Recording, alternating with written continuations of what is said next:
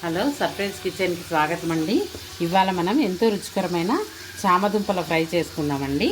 ఇవి మంచిగా కొంచెం లేతగా ఉండేవి తీసుకుని శుభ్రంగా కడుక్కోవాలండి. ఒక 2-3 సార్లు కుక్కర్లో కొంచెం వాటర్, కొద్దిగా ఆయిల్ వేసుకొని ఇవి వేసుకుని ఒక 2 విజిల్సే పెట్టుకోవాలండి. ఎక్కువ పెట్టుకుంటే జిగురు అయిపోతుంది. 2 విజిల్స్ పెట్టుకుని విజిల్స్ వచ్చాక చూపిస్తాను. మళ్ళీ మనం ఇందాక చామదుంప బాయిల్ చేసుకున్నాం కదండి, అది తొక్క తీసేసి కట్ చేసి పెట్టుకుందాం. కొంచెం ఇది ఆరాలండి, వెంటనే చేసుకోకూడదు, జిగురు తగ్గుతుంది ఆరితే. ఒక 5 మినిట్స్ 10 మినిట్స్ అట్లా టైం, మీకు ఎంత టైం ఉంటుందో దాన్ని బట్టి పెట్టుకోండి. దీన్ని ఇప్పుడు మనం ఒక కడాయి పెట్టుకుని కొంచెం ఆయిల్ వేసుకోవాలండి. ఇది స్టిక్కీ అవుతుంది ఆయిల్ లేకపోతే. ఆయిల్ కొంచెం వేడయ్యాక ఇట్లా వేసుకోవాలి. వేసుకొని ఒక 5 మినిట్స్ మనం ఇట్లా విడివిడిగా వేపుకుందామండి.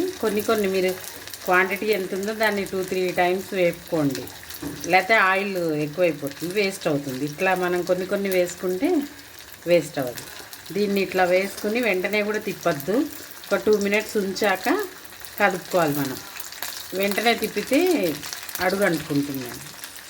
చూడండి, ఇప్పుడు కొంచెం వేడి కొంచెం కాగిన దాంట్లో వేస్తే అంటుకోదు.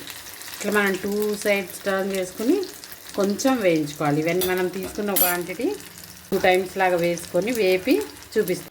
చూడండి, మనం చామదుంపలు ఇలా వేపుకోవాలి. చూడండి, ఏవి అంటుకోలేదు, తక్కువ ఆయిల్ తోటి వేపి పెట్టుకున్నామండి. ఇప్పుడు పోపు గింజలు, కళాయి పెట్టుకుని పోపు గింజలు వేసుకుందాం. కొంచెం కరివేపాకు. దీంట్లో వెల్లుల్లి వేయట్లేదండి, ఎందుకంటే మేము వెల్లుల్లి కారం చేసుకుని అందులో వేసుకుంటాం. ఒక చిన్న ఆనియన్ అండి, ఇది ఇలా వేసుకోవాలి. పోపు వేగాక చూపిస్తాను. కొంచెం ఆనియన్ ట్రాన్స్పరెంట్ అవ్వాలండి. కొంచెం పసుపు వేసుకుందాం. తర్వాత ఈ మనం వేయించి పెట్టుకున్న చామదుంప వేసేసుకోవాలి. అలాగే దీనికి సరిపడా సాల్ట్, ఎందుకంటే వెల్లుల్లి కారంలో కూడా వేస్ట్ చేస్తామండి, అందుకే కొంచెం వేసుకుని తర్వాత టేస్ట్ చూసి సరిపోకపోతే వేసుకుందాం. ఇలా ఒక 5 మినిట్స్ వేగాలి. వేగిపోయిందండి. తగినంత, ఇది వెల్లుల్లి కారం అండి, తగినంత కారం వేసుకుందాం.